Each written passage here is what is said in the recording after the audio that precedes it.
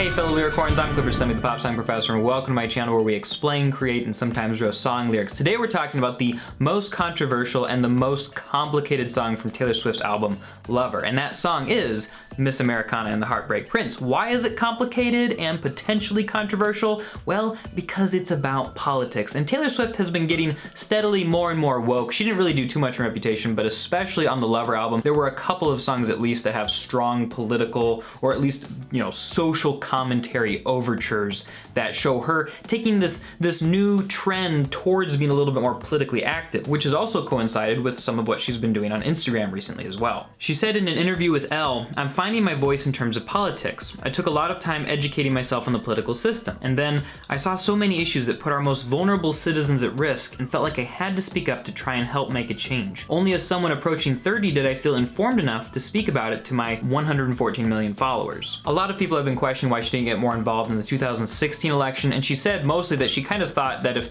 she had given her opinion, it wouldn't have really helped the person she wanted to help, and she was also kind of going through some stuff, and so she didn't feel like she was in a good place to take the kind of comments and feedback she'd get from people if she decided to take a political stance. And if anyone's doubting what her political opinions are, she said in the Elvis Duran show, "We're a democracy, at least we're supposed to be, where you're allowed to disagree, dissent, debate. I really think that," and she's referring to Donald Trump, "thinks this is an autocracy." Taylor Swift, if you didn't know, tends to fall a little bit more on the liberal side or the Democratic side of American politics. And according to a couple of other interviews, she definitely meant Miss Americana to be kind of a political statement in some ways. This song is about disillusionment with our crazy world of politics and inequality. Set in a metaphorical high school, I wanted it to be about finding one person who really sees you and cares about you through all the noise. She also says to Rolling Stone, "It's about the illusions of what I thought America was before our political landscape took this turn, and that naivety that we used to have about it." Which is really interesting because she's using this metaphor of an American high school, which is supposed to be the super idyllic, cool place that's part of the American experience or whatever, but it's not always as great as it turns out to be, and a lot of times there are people in high schools who ruin it for other people who are there as well, which is what she's saying happened with American politics. A lot of fans are also picking up on some of the things that she said, and there's a couple of interesting claims in here. One person says that two of her friends were at secret sessions and that the main focus of this song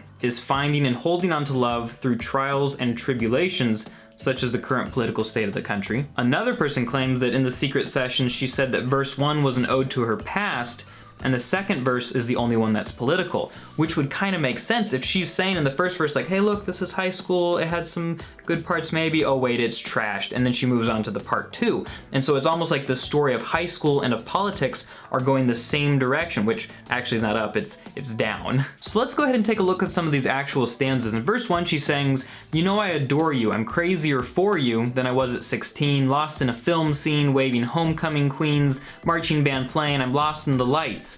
And that's great. American high schools, what a great time. We've got these homecoming queens, it's flashy, it's showy, it's great, it's exciting.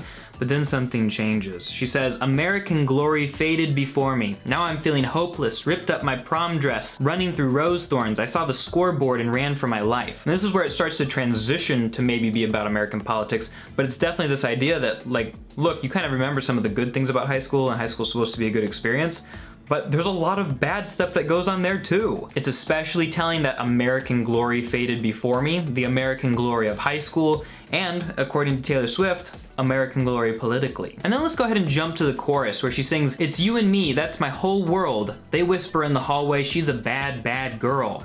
The whole school is rolling fake dice. You play stupid games, you win stupid prizes. It's you and me, there's nothing like this. Miss Americana and the Heartbreak Prince. We're so sad we paint the town blue, voted most likely to run away with you." Now the blue could be a reference to the Democratic Party, the voting obviously seems like a reference to American politics, but she's really tying the stories of American politics and high school together. She did the same thing on You Need to Calm Down, which I thought was super clever, where she kind of conflated her struggles with the struggles of LGBTQ+, and with the struggles of female pop stars in general. It's like she was telling all three stories at once because she found a lot of similarities in the narrative and the kind of, difficulties or detractors they were facing. The same kinds of people, I think she was saying, were calling all of them out. So she blends two stories in this song as well, and they're whispering in the hallway, she's a bad, bad girl, she's got a bad reputation, the whole school is rolling fake dice, and so you think, oh, it's, there's a fair chance for everybody, but some people are just playing the game better than others,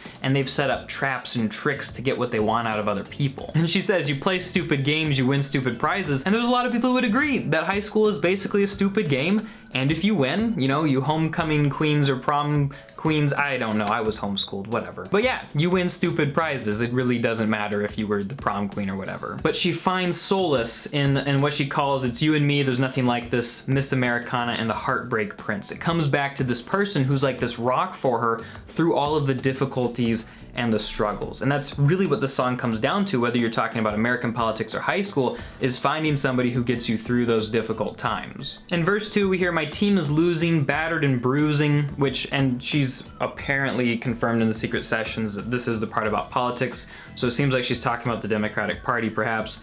I see the high fives between the bad guys, which would be some of, you know, who she might consider the nastier Republicans or just other politicians in general. Leave with my head hung, you are the only one. So even when this struggle comes after her, she goes back to the Heartbreak Prince, who seems to care. American story is burning before me. I'm feeling helpless. The damsels are depressed. Boys will be boys. Then where are the wise men? Darling, I'm scared. That seems to be kind of an offhanded reference to the Me Too movement, because the boys will be boys seems to be like a common excuse given to guys who act incorrectly. She says the damsels are depressed, like they're being taken advantage of, and finishes it by asking, where are the wise men? Darling, I'm scared. Like, where are the people who we were supposed to be able to trust to lead us? And then finally we get to the bridge where she repurposes a high school chant, go, fight, win, to instead be, and I don't want you to go. I don't really want to fight because nobody's gonna win. I think you should come home. And ends the stanza as, and I'll never let you go because I know this is a fight that someday we're gonna win. And so it ends on this hopeful note. And she hopes that the world is going to end up being a better place. But really, whether it is or not, she's confident in her Heartbreak Prince and the fact that where she's at, he helps her get through the difficult times. And I'll just end with one more quick thought. I really think that Taylor Swift did an amazing job of including political commentary into a song. So many artists do a bad job of this, where it's just like too heavy-handed, it's over the top, they're just beating people over the head with their opinions. Almost literally anytime you get an entertainer and try to have them get into some serious political topic where they're trying to convince people to agree with them, you're just gonna really have a mess because they don't know how to convince and entertain at the same time. It's a whole new skill set that most people just don't have. It's a really good example of her being woke without being awkward and obnoxious. And I think part of the power of it is that she takes something that's so big, and instead of leaving it there and being like, hey, there's this big problem we all need to solve, we need to all vote for who I want us to vote for,